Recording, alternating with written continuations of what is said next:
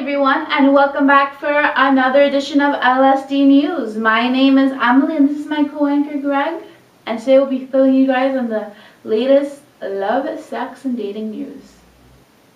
Okay, in this story, circumcision could become illegal in San Francisco. Well, basically there is a, I guess you can call him an activist. His name is Lloyd Scofield, something like that? Something like that. And he considers circumcision basically genital mutilation. As you know, in Africa, when a woman's genitals is mutilated, her clit, this guy also considers that here as well, genital mutilation. What do you think? I think it should... And to make this clear, he's at the signature stage. So he's nowhere near actually getting on ballot and actually getting it voted, but as soon as he gets enough signatures, then it can go on its way in the law process. I think it should remain an optional procedure. I mean, a lot of it's also, religion-wise. A lot of religions dictate the idea of cutting off the foreskin of a baby. Yeah, and I think it should remain optional. It all depends on the parents and how they feel about it. They said, having the foreskin can cause infections, right? Germs, bacteria get stuck underneath the foreskin. Some parents might want to avoid that later on and take care of it now. Some religions, they don't circumcise kids. So it all depends on the person, it all depends on the situation. I think since it does kind of fall on the religion part of things, it may become something called a civil right. So people may be able to just fight it, even if he actually tried to get it along. It probably won't even make it past ballot. It'll probably just get shot down because it's a little hokey. Yeah. And I just don't see any reason why you should do it, why you should be forcing other people to do it. It doesn't hurt babies. It's not something babies remember. It's just a piece of skin. Some people feel like it's more healthy to get rid of it, as Emily said. And I think it's still a personal choice. Yeah. Next thing you know, you're going to sue people if they get their baby's ear pierced. Honestly, that's just as bad. That's also a form of mutilation, I guess, if you want to call it. And so what he's doing is, I'm sorry to cut you off like that. So the law, if it gets passed, it's for newborns to 17 to the age of 17. So after 17, if they want, the child decides, hey, I want to cut it off. That's way more painful when the kid is older. How does that make any sense? That doesn't make any sense. And I think he's hoping to get the actual punishment. He's hoping that it will become a year in jail and I think $1,000 fine. $1,000 fine. Good luck with that, buddy. So our next story comes from Connecticut. A police officer who confiscated a perp's phone kept the phone. Even though he's supposed to hand it in. Yeah. He didn't hand it in, he kept the phone and then forwarded nude pictures and videos from the perp's phone to his own personal phone. And then forwarded it to other people and showed it around. Yeah. And he got busted and he was investigated by Internal Affairs. And the reason he got busted was the guy, the perp, which is a Mr. Valasikos, something like that. He basically said, William Valasikos, he said that when he checked his phone, it seemed that there was like a number he didn't recognize and an email he didn't recognize that it was forwarded to. And then that's when he decided to complain. The Internal Affairs unit checked into it. He got disciplined.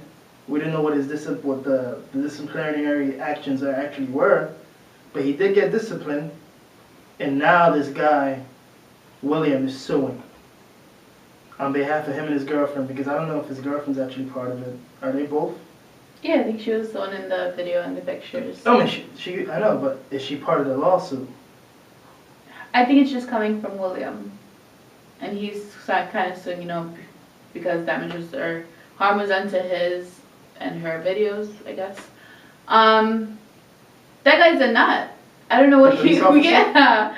I'm sure, at the time it was like, oh yeah, man, look at these awesome videos, look at these pictures I got from this, fool, blah, blah, blah, whatever. That's true, but there's a lot of dirty people out there that like to do a lot of dirty stuff. I think we live in an age now because of technology where people are just getting too loosey-goosey with putting that type of explicit stuff or even saying a little too much on a Facebook, or putting it on your phone, or doing this and that, and not having the care to realize that we live in a time where information's getting out there. If you don't want it to or not, it's gonna be out there, and you gotta learn how to calm down. You gotta learn how to be more discreet. Yeah. Is he wrong? No, because it's his phone. Some phones I want to mention do have locks on it where you can lock up, you know, certain pictures or videos that you don't want, even contacts that you don't want someone to find. You put a lock on it. I would suggest doing that on those special pictures and videos. Lock them up. Alright, for our final story, there's basically a company that's making an STD app for your phone. So now you can self-diagnose an STD directly to your phone. It hasn't been made yet, but they're working towards it. And basically, you know, you pee, or if you're in a pinch, you use saliva, and you put into like a USB part of the phone, I guess. Right, you pee on a computer chip. And then you stick it in. Stick it into your phone. And then it's going to analyze it for you and tell you. And basically this chip is going to be sold from what they said is the nightclub. Next to condoms, sex toys, tampons. And this is in Europe. Yeah, in Britain. Yeah, so... We don't have sex toys in our nightclub. Nope. No, but they do, which is, I think is cool. Yeah, so you're going to pee on a USB stick, and then you're going to stick it into your phone, and then it's going to analyze and let you know. But what they're saying is, you know, like STDs, you don't always get it right away. It doesn't always show up right away. It takes a few months.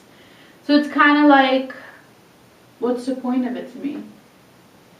Well, I guess, you know, because if you're a dirty dude or a dirty girl, you've been doing your thing for a while, maybe that symptoms have been there at that point now. That's true. And you just want to see before you lay down if this is cool. Like, you know, if it works, if it actually works, and of course they're going to say, well, 99% of the time it works. Of course, there's always going to be a margin of error, but if it works, it might be quite useful. And here in America, Planned Parenthood's not going to be happy. You're just killing them.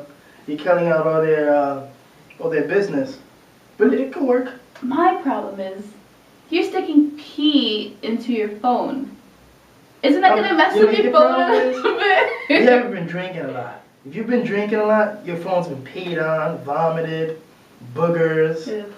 Sometimes maybe semen. If you're looking at something privately, is pee the most ideal situation? You think you want your phone in? If your phone could talk, you think it's gonna tell you, "Please give me pee."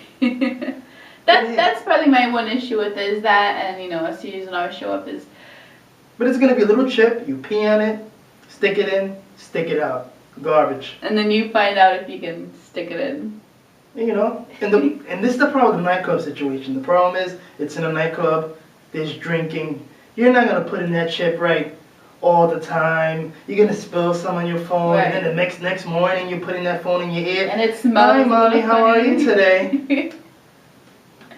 And then, you know, is that even covered in the iPhone, like in the Apple Care?